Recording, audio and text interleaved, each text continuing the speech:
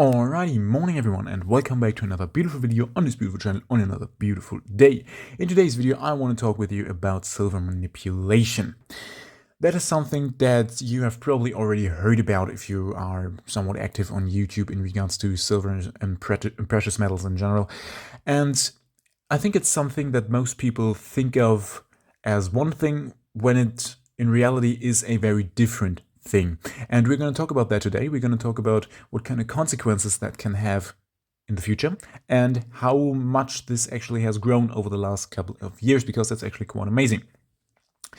But before we're going to do that, we are of course going to take a look at all the nice stuff that I brought for you today, because there's actually quite a few interesting things here. The first one of these interesting things is this 2-ounce 2017 Luna 2 series coin with the year of the rooster. Really beautiful Luna coin. This was one of the first Luna coins that I actually bought. I didn't buy them before. I really didn't have a lot of money in my years stacking prior to that, so I really only accumulated a couple of ounces. And when things started to look a little better, I then decided to go into these, and I had this coin ever since, and it's a really beautiful coin. I bought that at some point in 2016. I think, yeah, it was probably right after it came out actually. So that's very cool. I also have the kilo version of that. I'll show you that at some point here in the channel, but very cool coin, and yeah, it connects to something in my life, so that's always a very nice thing.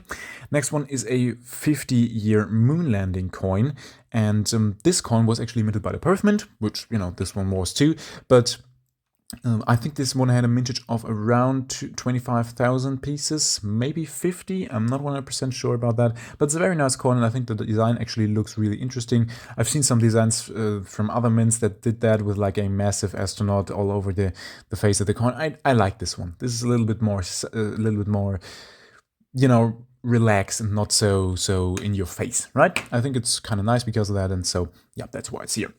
Next one is a 100 grams Agosi gold bar, a poured gold bar, a really nice gold bar. I really like those, and of course it's a very small piece of metal for the value that is in there. So that's always nice because, you know, it just gives you a lot of flexibility and doesn't really pin you down to one spot, so that's always good. And lastly, I've got a full tube of 2019, I believe, American Silver Eagles.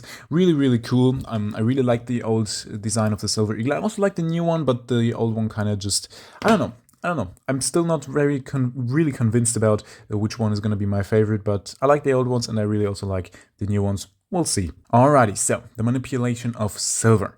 Now, when most people think about manipulation, they probably think about someone sitting in some office and pressing a button and the price of silver going up or down or wherever this person wants it to. That's what most people think about when they think about manipulation. The silver manipulation is a little bit different though. It's not first-hand manipulation, as I like to call it. It's kind of like secondary, second-hand is not really the right word for that, but you know what I mean, right? It's manipulation with a little bit of, not a shortcut, but the opposite of that. So the problem is, right now, that physical silver is not really traded on the stock market. What is traded on the stock market is what we call paper silver. It's basically a certificate that tells you that you own X and Y percentage of an ounce of silver, right? That's pretty much how that works. Now, funds don't necessarily keep all of that silver, and that's how we got into a situation where you can buy an ounce of silver but only own like 100th or 1,000th of an ounce of silver. And the problem that created over time, because more and more people started doing that because they don't really care about their physical silver, they don't really want that, and all the funds kind of realized that and were like, yeah, well, why are we keeping physical silver again if no one wants it?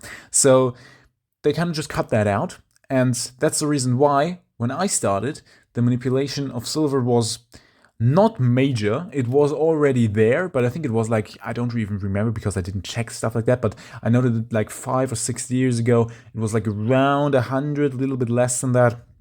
And only 2 years ago, it was already over 300 times the amount of silver traded in paper silver as opposed to the physical silver actually available to these funds that are selling it. And now we are already over 400, allegedly, because we can't really check that for ourselves. We just have to trust websites that somehow figured that out. So I will say that it might not be completely true, But if it is close to true, it's somewhat worrying. Because what that basically means is that a lot of people are buying silver that doesn't really exist. And if they were to, tell these funds that they now want their silver, it's just not there. So many people have talked about like stuff like the silver squeeze and stuff like that in the past, which I liked. I liked the idea of that, of course, because everyone that likes silver likes that pretty much. Just silver being traded 1-to-1 on the stock market, that's good, right? However, you got to take into consideration, if you're thinking about something like that, that would mean that most people that bought this paper silver that might not even realize what they did would completely lose their money. Like everything that they put into that. And for some people, that's a large percentage of their savings, because many people believe that that is actually silver, right? And that you can just take that silver out of there if you want to, which you can't. You cannot do that. So silver squeeze, yes, but if you think about it, that would make a lot of people very miserable. So it's an issue. It's an issue, and manipulation in general is an issue. Because what would manipulation over the long term mean for the price of silver? Well, basically that the prices of silver are just going to continue to only do what the stock market believes they should be doing. And we all know that the stock market is very, very easy to manipulate by big banks or just by media in general. It's very, very, very, very easy to manipulate the stock market into just doing whatever you want, right? In general, this wouldn't necessarily be a terrible issue, right? That this is not really silver that is traded there. That wouldn't necessarily be a massive issue if the stock market could remain objective. But that's obviously not a thing, because these are real people trading real stuff, right? And if you've got news about something bad happening to whatever, these people will react to that. Doesn't matter if they are big index funds or if they are just little small private people like you and me. Everyone is going to react in some way. And that is the dangerous part about that. And that is why it's dangerous to have a metal that should be traded as a metal on a stock market, not really traded as that, but as a piece of paper, because there's no silver behind it. That means it's very, very easy to manipulate that. And honestly, if that continues to grow like that, we might not even have a silver price that represents physical silver in any way in the future. Like, we barely have that now, right? Where it's like, okay, the normal, like, your generic rounds and stuff are already very far attached. These are not generic rounds, these are obviously government minted coins, but you get what I mean. Like, even your generic rounds are starting to get very, very disconnected from your spot price. And in the future, we might just completely disconnect from the spot price with our physical silver price. That isn't good, That is really, really not good. Because what that basically means is that the price that we then have for our coins and bars is basically just what the next seller wants to pay for it. Which, arguably that is already the case, because, if you can't find someone to sell it to, of course you can't sell it, and then you have to adjust your price accordingly. But it's a little bit worrying and annoying that you then have a price of silver that is not really silver, and then you have silver that has a price that is not really the price of silver. It's a bit confusing, but I think most of you probably understand what I mean. If you just disconnect these two things, you then have one side with the actual silver, which is us, having the actual metal, that doesn't really have a price. And then you have the price that doesn't have the metal, right? Which is the stuff on the stock market that is just traded at like 1/1000th of an ounce that you can buy there probably in the future. Not right now, but we are right on track for that. So, we probably all realize that that is not a great thing, because it just makes it very, very speculative to invest in both, because the slightest little bump in something can have massive results if you've got a split market like that with two things that should be, one, completely disconnected from each other, because the price of silver should be the price for silver. But in this scenario, it would only be the price for the price. And silver would have a different price, which is not represented in any sort of charts or whatever.